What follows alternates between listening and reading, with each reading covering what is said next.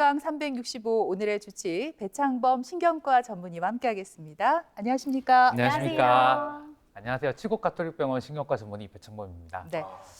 요즘 보니까 각 가정마다 비상약, 상비약 이런 것쯤은 몇 개씩 갖고 있는 것 같더라고요. 그렇죠. 예. 뭐 저만 해도 일단 저는 자주 이제 어깨가 아파서 네. 붙이는 파스 있고요. 감기약 있고요. 진통제 있고요. 또 뭐 있죠? 뭐 다양하게 콧물 감기약도 있고 말하고 보니까 되게 많네요. 네. 이거 빠졌네요. 뭐요? 현대인의 고질병. 저는 두통이 자주 아. 오기 때문에 뭐 이런 거 약 가지고 뭐죠? 왔어요. 우와. 약도 가져왔어요? 이런 약을 저희 담당 PD님이 제가 또 방송 중에 두통 올까 봐 네. 챙겨주셨는데 이것도 좋지만 저는 개인적으로 말하면 안 됩니다. 너무 좋아요. 예, 예. 진짜 많이 챙겨 먹거든요. 네. 근데 두통이 너무 이렇게 심하게 오다 보면 교수님, 나 큰 병 아닌가? 이거 뭔가 이상한데? 이런 걱정들을 많이 하게 되거든요. 그렇죠. 일단 두통이라는 증상 자체가 되게 흔한 증상입니다. 1년에 한 80% 정도의 환자들이 한두 번 정도의 두통을 느낀다고 아주 네. 흔한 증상인데요. 실제로 이제 아주 흔한 증상이지만 두통이 있으면 혹시 머리에 구조적인 문제가 있을까? 맞아요. 네. 마음이 있는지 뭐 이렇게 걱정해서 병원에 내원하시는 분도 많습니다. 네. 근데 실제 검사해 보면 특별하게 없는 경우가 훨씬 더 많고요. 제가 오늘은 이제 두통에 대해서 오늘 어떤 종류가 있는지, 어떤 원인이 있는지, 어떤 증상과 치료, 예방까지 한번 알아보도록 하겠습니다. 네.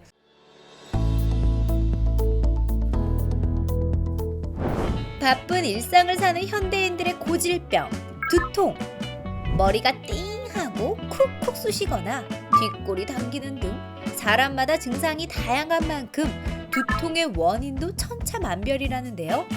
특별한 원인이 없는 경우부터 뇌나 다른 질환의 신호로 나타나는 경우 혹은 신경학적 장애가 동반되는 경우 등 원인이 다양해 빠른 치료를 위해선 전문의의 정확한 진단이 꼭 필요하다고 합니다. 흔한 증상인 만큼 이러다 말겠지 방심하기 쉽지만 이 중에서도 병원에 가봐야 할 증상을 구분하는 게 중요하다는 두통.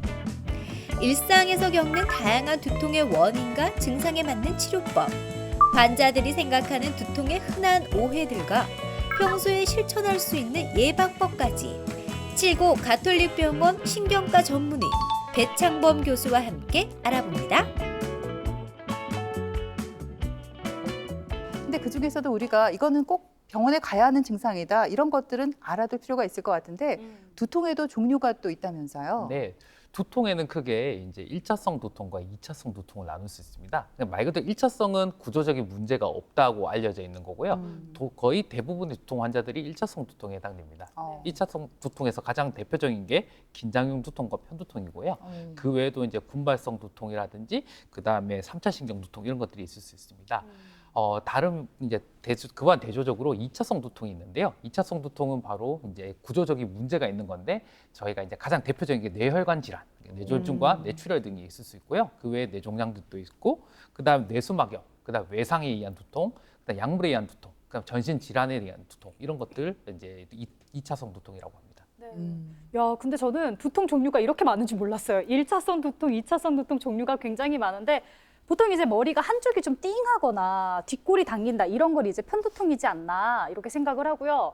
아까 1차성 두통 중에 가장 흔하다는 긴장형 두통 그리고 편두통 이거를 좀 정리해 주시면 좋을 것 같아요. 네, 일단은 1차성 두통 중에 가장 대표적인 게 편두통과 이제 긴장형 두통인데요. 네. 아까 잠깐 예은 씨가 말씀하셨다시피 편두통이라고 흔히 이제 한쪽만 아프다고 생각을 합니다. 그렇죠. 네. 뇌를 오셔서 저는 한쪽 머리가 꼭꼭 쑤시고 아픈데 편두통인가요? 이렇게 물어보시는 경우가 되게 많은데요. 네. 실제로 이제 저희가 병력 통치를 하다 보면 아닌 경우도 상당히 많습니다. 네. 일단 편두통의 특징은 편측으로만 아플 수도 있지만 이제 양쪽으로 교대로 아플 수도 있어요. 주로 찌르는 듯한 콕콕 쑤시는 듯한 두통이 있으면서 이게 이제 혈관의 이제 분포한 3차 신경 쪽에 문제가 있어서 이제 박동성 두통을 느끼게 된다는 특징이 있습니다.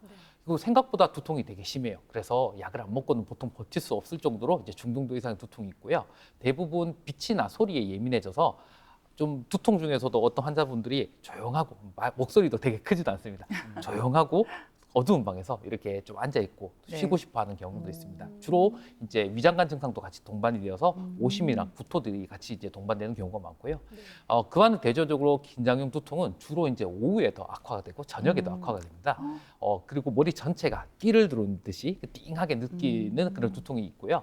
보통 편두통에 비해서 그렇게 심하지는 않습니다. 경도에서 중등도 정도의 두통이 있으며 보통 이제 스트레스와 관련성이 있다고 또 알려져 있고요. 뭐 약간의 위장관 증상, 약간의 오심은 동반될 수 있지만 보통 구토까지는 동반되지 않는 그런 특징을 보이고 있습니다. 네. 근데 네. 교수님 날씨가 안 좋아도 제 같은 경우에는 네. 너무 막 예민해지고 두통을 많이 느끼거든요. 어. 그거는 편두통이라고 봐야 돼요? 아니면 그냥 날씨에 예민한 사람? 그냥 민감한 사람? 예민한 쪽이겠죠. 네. 근데 이게 또 두통이 날씨와도 좀 관련성이 있고요. 또 우리 또 뭐 관절통이나 이런 거 뭐 날씨가 아이고 아프네 저 오늘 비가 올라온가 보다 뭐 이렇게 얘기하시는 네, 것처럼 네, 네. 이게 날씨와도 이렇게 기압과도 좀 관련성이 있습니다. 그래서 또 날씨가 또 안 좋고 또 기분 상태도 있잖아요. 예. 날씨가 안 좋으면 기분 왠지 우울하네. 그러다 보면 나도 모르게 약간 두통이 이제 호소하는 경우도 있는데 뭐 그런 경우는 그렇게 큰 문제가 되지는 않습니다. 예. 교수님은 두통을 한 번도 겪어보지 않은 이상이에요. 그러니까요. 이렇게 웃으면서 두통 한 번도 안 겪어보셨죠 평소에? 저는 두통이 있습니다. 어. 나중에도 말씀드리겠지만 제 친구 타이 땡땡이 있는데요. 네. 네, 저도 아, 두통이 친구. 있어서 네, 친구입니다. 아, 저도 예, 그 먹습니다. 친구랑 네. 친합니다. 한 번씩 친합니다. 이렇게 머리가 좀 띵할 때가 있더라고요. 네, 맞습니다. 근데 보통 우리가 머리가 아프면은 이 뇌 이상이 아닌가 싶기도 하다가 말씀 들어보니까 스트레스도 원인이고요. 뭐 날씨도 관계가 있다고 했고 저 같은 경우에는 뭐 감기 끝에나 아니면은 목이 아파도 두통이 있던데 그 원인이 정말 다양한 것 같아요. 보통은 두통의 원인을 일단 뇌랑 그다음 뇌 수막, 그다음 뇌 주변에 있는 신경과 근육 쪽에 문제가 있는 경우가 대부분인데요. 네. 실제로 이제 모든 두통이 뇌만의 원인이 있지는 않습니다. 가장 대표적인 게 아까 선생님께서 말씀하셨던 이제 우리 감기 걸리고 나면 머리가 막 아프죠. 네. 그 감기 바이러스에 대한 직접적인 영향도 있지만 그 바이러스에 의한 면역 외계 물질이 나오게 됩니다. 그것 때문에 이제 두통을 느끼게 돼서 이런 경우는 막 열이 나면서 먼저 띵하게 아픈데 이거는 이제 머리 때문에 뇌의 문제는 아니죠. 그 외에도 이제 우리가 대상포진 아실 예. 건데 네. 보통 대상포진하면 막 네. 체가 제일 먼저 여기 예, 머리에 생기죠. 아프죠, 물집이랑. 아프고 맞아요. 그리고 팔 다리에 잘 생기는데 두부신경이 오는 경우도 있습니다. 주로 이제 이쪽에 잘 오게 되는데요. 이런 경우는 보통 이제 대상포진이 통증이 먼저 있고 그 다음에 발진이 이제 나중에 나타나거든요. 그래서 처음에 두통이 며칠 안 됐는데 계속 여기가 콕콕 쑤신다 그래서 오셨는데 그게 바로 대상포진인 거예요. 네. 실제로도 놓치는 경우도 되게 많고요. 그래서 어. 이런 대상포진도 뇌에 문제가 없는 그런 두통의 하나라고 볼 수 있습니다. 그 외에도 우리 이제 요즘에 아무래도 핸드폰 많이 하잖아요. 네. 거북목 이래 있으면 경추성 두통, 아. 목 쪽이 아픈 경추성 두통도 있고 축농증이라든지 녹내장들 이런 게 있으면 이쪽이 띵하게 아픕니다. 그런 증상이 이제 두통은 이제 뇌에 구조적 문제가 없는 그런 두통이라고 할 수 있습니다. 원인이 참 많네요. 진짜 그러니까 많아요. 원인 하나 생각하다 보면 이게 또 머리 아프게 마련이거든요. 사실은. 네, 헤데이크. I have a headache. 막 이게 영어도 막 나오고. 오. 아니 근데 사실 두통이란 게 그러지 않아요? 내가 어디 아픈지 잘 모를 때가 많아요. 맞아요. 이쪽이 아픈 것 같으면서도 뒤가 아픈 것 같기도 하고. 맞아요. 근데 병원 가면은 선생님들이 물어보잖아요. 어디가 아프세요? 그러니까 이렇게 계속 이렇게 물어보는 이유가 있을 것 같아요. 정확한 뭐 진단을 한다거나. 그렇게 물어보는 사람 중에 한 명이고요. 제가 그런가요? 특히 환자분들이 네. 위치보다도 어떻게 아프냐 그러면 되게 힘들어하세요. 맞아요. 네. 수신인가요? 터질 것 같나요? 물었는데 그냥 띵하게 아파요. 이렇게 보통 얘기하시는 분이 많은데요. 모든 병은 마찬가지지만 병력 청취가 다 중요합니다. 근데 이제 두통 같은 경우는 병력 청취가 상당히 중요한 병이고요. 일단 저희가 자세한 병력 청취만으로도 두통의 기본적인 진단을 할 수 있습니다.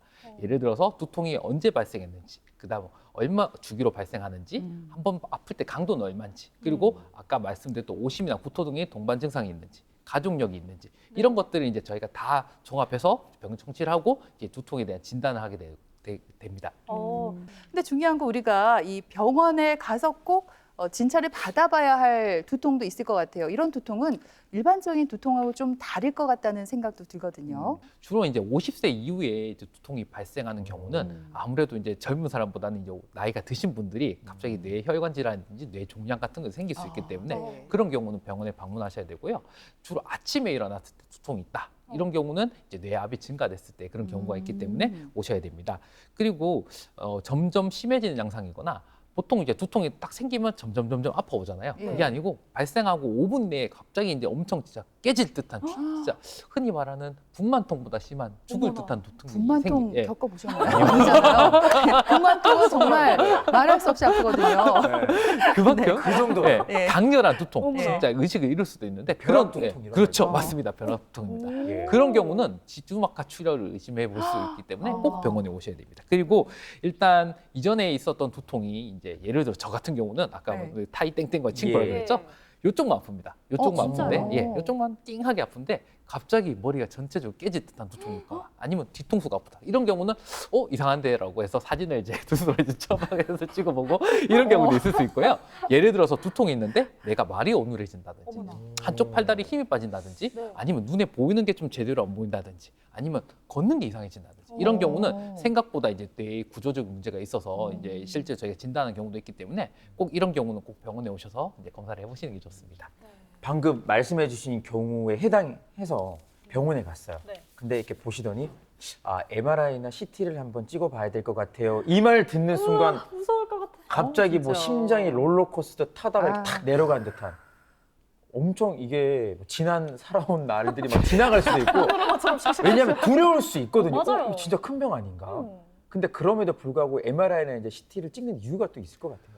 그렇죠. 뭐 모든 두통 환자들이 오셔갖고 저희가 뭐 두통 있으니까 CT를 찍어봅시다, MRI 찍어봅시다 얘기는 하지 않아요. 근데 뇌의 구조적인 문제가 의심이 되는 경우는 이제 뇌 영상 검사를 촬영하게 되는데 그 가장 대표적인 게 MRI와 CT입니다. 두 개의 그 검사는 상호 보완적인 관계가 좀 있어요. 그래서 MRI가 좋은 점은 더 정밀하게 볼 수 있고, 그 다음에 이제 급성 뇌경색이나 이런 것들이 같이 동반됐을 때 더 알아볼 수 있고요. 뇌출혈 같은 경우는 이제 외상, 그러니까 다쳐서 머리 다쳐서 갑자기 그때부터 두통이 생겼다. 아니면 뇌출혈이 의심되는 경우는 보통 저희가 뇌 CT 검사를 이제 선호하게 됩니다. 그래서 뭐 아까 말씀드렸다시피 그 걱정해서 특히 연세 네. 많으신 분들은 이제 의료비가 걱정되다 보니까 그렇죠. 병원에 검사할까봐 안 오시는 경우도 많고 어. 그냥 약만 달라 하시는 분도 있어요. 근데 저희가 보고 판단해서 이런 경우는 왜 구조적 문제가 있는지 이제 병력 청취를 통해서 그다음 신경학적 검사를 통해서 선별적으로 이제 검사를 진행하게 됩니다. 네. 이제 가장 대표적인 검사가 MRI랑 CT라고 말씀해 주셨고, 이건 이제 저도 이제 워낙 흔하게 자주 들어서 알고 있는데, 이거 말고 뭐 또 다른 검사들도 있을까요? 네, 그렇습니다. 가장 대표적인 건 뇌 영상 검사인데요. 그 다음으로 이제 하는 게 이제 좀 신경과 선생님은 좀 특수한 검사인데 뇌척수액 검사입니다.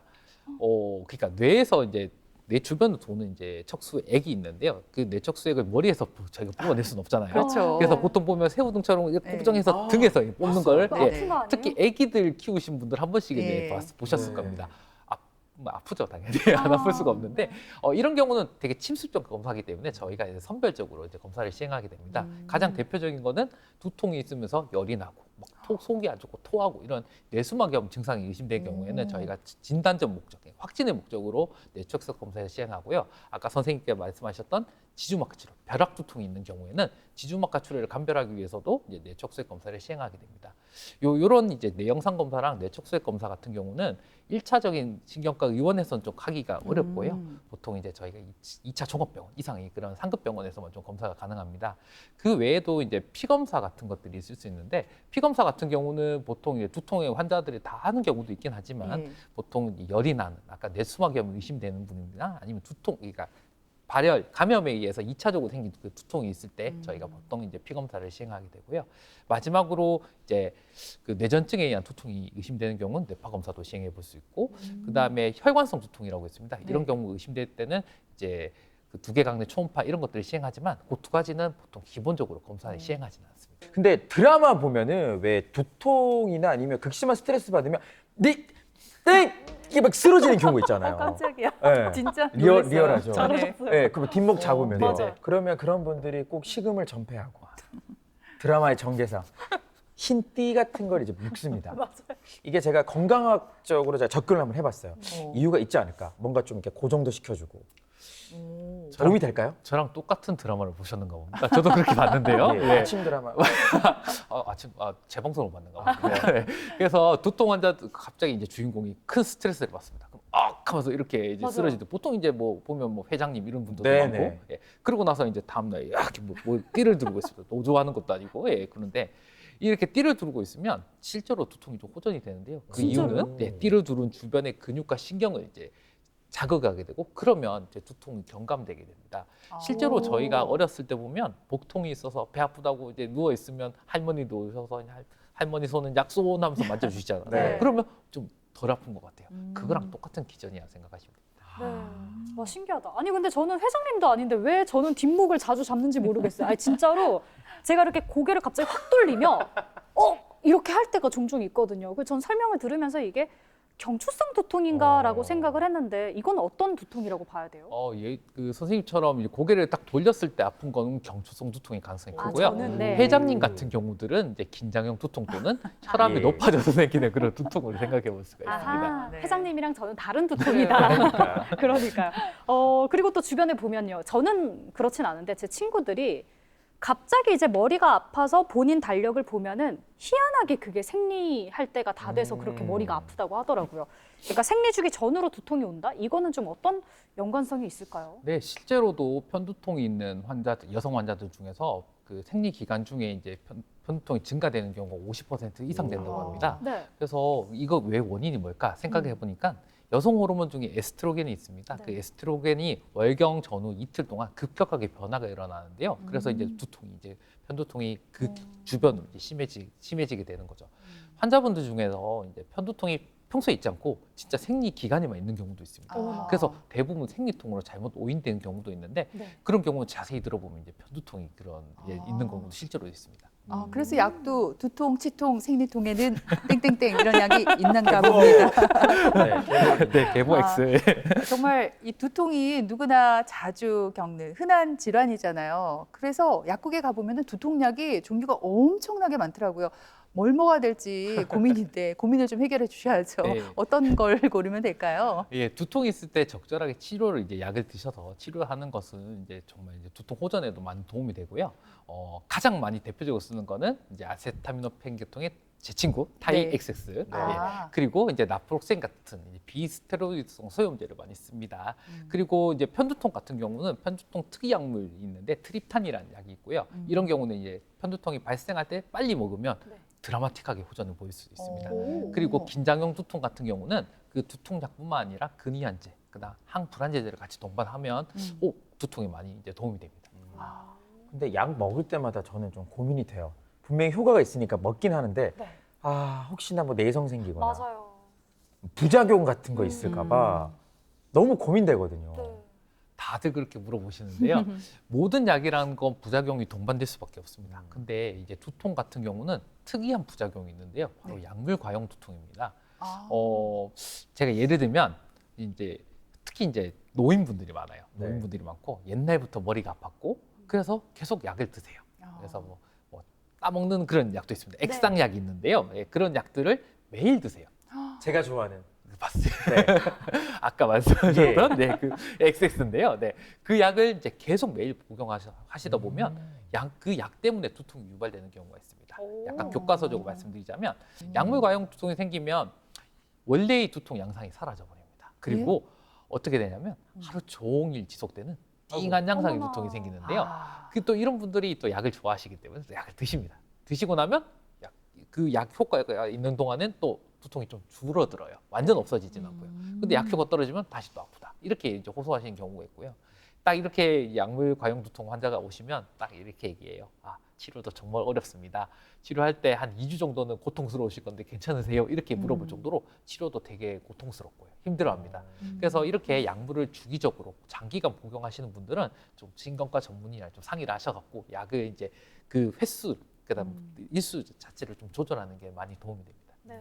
머리가 아프다고 해서 뭐 무조건 약을 매일매일 먹는 건 일단 잘못된 거고 무조건 전문의랑 상담을 좀 해보시는 게 좋을 것 같습니다.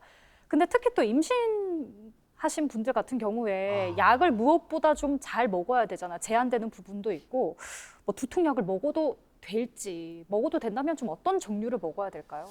주로 그러니까 신경과 의사나 산부인과 선생님한테 이제 많이 질문을 하십니다. 그래서 임신 중에 두통이 발생하는 경우는 아무래도 이제 걱정을 하시면서 약을 안 드시고 대부분 참는 경우도 상당히 많은데 아세타미노펜 계통, 다이엑세스 같은 경우는 비교적 안전하다고 알려져 있어요. 그래서 보통 우리가 이제 500mg 기준으로 6알 이내로 이제 복용하시는 것은 비교적 안전하고요. 편두통, 특히 여성분들이니까 편두통을 같이 동반하고 있는 그런 임산부들이 있으신데 앞서서 말씀드렸다시피 이제 에스트로겐 역할 때문에 다행히 임신 기간 중에 편두통의 빈도가 많이 줄어듭니다. 아. 네.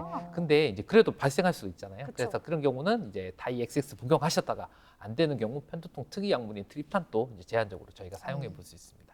예, 그렇군요. 근데 요즘 보니까 이 두통이 성인뿐 아니라 10대 또 청소년들 아이들에게도 많이 나타난다고 들었어요. 예전하고 비교해 보면 사실 아이들이 스트레스 받는 환경에 많이 처해 있기도 하잖아요. 네. 어떤가요? 저희도 지금 보면 저도 이제 애를 키우는데 어. 저희 때랑 너무 다르죠. 저희 때는 학교 끝나면 숙제하고 놀았는데 그렇죠. 예. 지금은 일단 학원 가죠. 예, 선행학습하죠. 맞아요. 네, 여러 가지 스트레스를 많이 받을 수 있는 환경입니다. 그래서 연구 결과를 보면 초등학생의 21%, 중학생의 32%, 고등학생의 38%가 두통을 가지고 있다고 합니다. 이런 친구들이 이제 딱 계속 두통이 있으면 한 번씩 이제 엄마가 주는 약을 먹고 있다가 이제 주말 되면 학교가 쉬니까 주말 외래를 찾아옵니다. 보통 엄마 아빠를 모시고 오시는데 이런 경우 구조적 문제가 있는가 걱정이 돼서 찍어보고 싶다 이렇게 해서 사진 촬영을 하는 경우가 많은데 실제로는 거의 없습니다. 대부분은 구조적 문제는 없고 대부분은 2차성 두통에 해당되는 경우가 많아요. 근데 소아의 특징적인 그런 증상들이 있는데 주로 이제 이른 아침에 두통이 있거나 5세 이하의 그 어린이에서 두통이 있는 경우, 그 다음에 후두부 두통이 있을 경우에는 좀 와야 됩니다. 후두부 두통의 경우는 이제 보통은 이제 성인들 뇌종양은 이제 천막 상종, 그러니까 대뇌 쪽에 이제 종양이 발생하는 경우가 많은데 소아 같은 경우는 소뇌 쪽으로 이제 종양이 많이 발생하게 됩니다. 그래서 후두부 쪽에 통증이 있는 경우는 좀 빨리 이제 병원에 와서 검사를 하라 그러고요. 그 다음에 두통의 가족력이 없는 경우, 그 다음에 이제 한 곳에만 지속적으로 두통이 반복되는 경우는 한번 와서 검사를 해보기를 추천드리고요. 그 외에도 이제 이거는 좀 저희가 봐야 하는데 머리 둘레가 두위가 더 커져 있다든지, 그 다음에 성장 이상이 있거나 성조숙증 등의 그런 증상이 동반되어 있는 경우는 이제 뇌하수체 쪽이나 이쪽에 문제가 있을 수 있기 때문에 병원에 와서 검사를 해보셔야 됩니다. 이제 날이 점점 풀리면서 여름 오기 전에 다이어트 하겠다 하는 분들 진짜 주변에 많잖아요. 근데 이제 막 글을 보면 이제 저녁을 굶어요. 그래서 아침, 점심만 먹고 저녁 굶고 이제 그런 두 끼 다이어트를 하는데 저녁 굶고 아침에 일어났더니 머리가 뭐 아프다 이런 글들이 좀 있더라고요. 왜 배고파서 그런 거 아니에요? 배고파서 그런가? 왜 그런 거예요? 실제 외래도 그런 분이 옵니다. 진짜요? 다음 아침에 일어났는데 머리가 띵하다. 네. 그래서 막 얘기를 들어보고 뭐 하다 보면 혹시 그러니까 뭐 자기가 얘기를 하시는데 저 요즘 다이어트 한다고 좀 굶고 있습니다. 그것 때문입니다라고 말씀드리는데 이때 6시간 이상 공복이 이제 유지가 되는 경우는 뇌로 가는 혈당이 부족해집니다. 그러니까 이제 보상적으로 이제 뇌혈관이 수축되게 되고 그럼으로 인해서 두통이 생기는 경우인데요. 이런 걸 예방하기 위해서는 그냥 자기 전에 약간의 간식이라도 드시면 훨씬 두통 예방하는 데 도움이 될 수 있습니다. 그래요. 예, 약간이지 예은 씨 많이 먹으라는 얘기는 아닙니다. 알겠습니다. 노력할게요. 그래요. 음식 얘기가 나와서 말인데요. 저 같은 경우는 아침에 좀 일어나면 멍하고 좀 띵하잖아요, 머리가. 그럴 때 커피 한 잔 마시면 그렇게 상쾌할 수가 없더라고요. 여러 잔을 많이 먹으면 안 되겠지만 한두 잔 정도 커피는 두통을 완화시키는데 도움이 될까요? 네, 맞습니다. 그 커피에 있는 카페인 성분이 잘 쓰면 두통이 약이 될 수 있고요. 잘못 쓰면 두통이 독이 될 수도 있습니다. 과도한 카페인은 이제 두통을 유발할 수 있고요. 보통 이제 커피 한두 잔 정도까지는 괜찮다고 말씀을 드립니다. 그래서 카페인 같은 경우는 너무 과도해지면 혈관을 확장시켜서 머리 쪽으로 이제 피가 많이 가니까 두통이 유발되는 경우도 있고요. 또 반대로 카페인 금단 두통도 있습니다. 이건 저도 갖고 있는 두통인데요. 예. 매일 이제 저도 이제 맑은 정신에서 이제 뭔가 일을 해야 되니까 커피를 자주 마시게 되죠. 몇 잔 정도? 2잔입니다. 저도. 2잔. 네. 2잔인데 2잔 아침 저녁으로 마시는데요. 뭐 또 아침 점심으로 마시는데 주말에는 이제 좀 줄여보고 싶은 생각이 들더라고요. 그래서 그렇죠. 안 먹어봐요. 그러면 어김없이 두통이 생깁니다. 네. 머리가 띵한 양상의 두통이 있는데 네. 도저히 참다가 안 되겠으면 커피를 한 잔 마시면 싹 없어집니다. 근데 이런 두통을 예방하기 위해서는 평소에 저도 이제 해야 되겠지만 그 마시는 커피의 빈도나 양 자체를 서서히 줄여나가는 게 많이 도움이 됩니다. 오히려 커피 이야기를 하시니까 네. 인간적이네요. 그러니까요. 네, 딱 2잔 정도는 괜찮다. 네. 그래요. 오늘 이렇게 두통의 원인과 치료에 대해서 자세히 알아봤습니다. 말씀 듣다 보니까 정말 우리 현대인들 바쁘게 살다 보니까 여러 가지 이유로 두통을 앓게 되는 경우가 많은데요. 우리 교수님의 경우는 어떠세요? 살다가 이게 띠 한번 두르고 두루듣고 싶다 이런 경험 있으시겠죠, 네, 물론. 저도 현대인이니까 당연히 있죠. 예, 네. 그래서 저도 그런 이제 막 두통이 있는 경우에는 보통 이제 뭐 여행 다니거나 아니면 오. 드라이브를 간다든지 그러면 인해서 이제 조금 이제 없애려고 노력하고 정 안 된 경우는 제 친구 네. 항상 타이땡땡 소환해서 같이 어. 이제 함께 극복해 나가는 경우도 많습니다. 네. 우리 모두의 친구인 것 같아요. 그 타 땡땡 그 친구 같은 경우. 저 같은 경우는 지금 이제 음식 얘기를 해주셨는데 음료수, 뭐 가공식품 등등등 초콜릿 다 이제 편두통 유발하는 음식을 제가 다 좋아하더라고요. 건강을 위해서라도 조금 좀 줄여보면 어떨까 이런 생각을 했어요. 저도 사실 일 끝나고 나면 커피가 그렇게 당겨요. 맞아요. 네, 커피가 없으면 안 돼요. 그러다 보니까 하루에 한 3-4잔 정도 요즘 먹는데 와. 커피부터 저는 한번 줄여봐야겠어요. 그러니까요. 네. 근데 커피 줄이기가 참 이게 힘든데. 진짜 어렵죠. 그리고 저는 오늘 건강 365를 통해서 또 하나의 교훈을 얻었습니다. 뭔데요? 네, 뭐냐면 유비무환. 미리 준비를 해야 돼요. 어. 우리가 그냥 아예 나이 들면 그냥 뭐 몸 안 좋겠지 이렇게 생각할 게 아니라 뼈 테크 제대로 해가지고 골다공증도 미리 예방해야 됩니다. 그러니까요. 그 왜 아파도 이러다 말겠지 하시다가 갑자기 여러분 뒷목 탁 잡지 마시고요. 평소에 스트레스 관리 잘하시고 내 몸을 돌아보는 좋은 습관으로 병원에 가는 두통 참지 말고 치료 잘 받으셨으면 좋겠습니다. 네, 그래요. 오늘 이 두통에 관해서 유익한 정보 알려주신 신경과 전문의 배창범 교수님 오늘 고맙습니다. 감사합니다. 네. TBC 클리닉 건강 365 저희는 다음 주 시간에 다시 뵙겠습니다. 고맙습니다.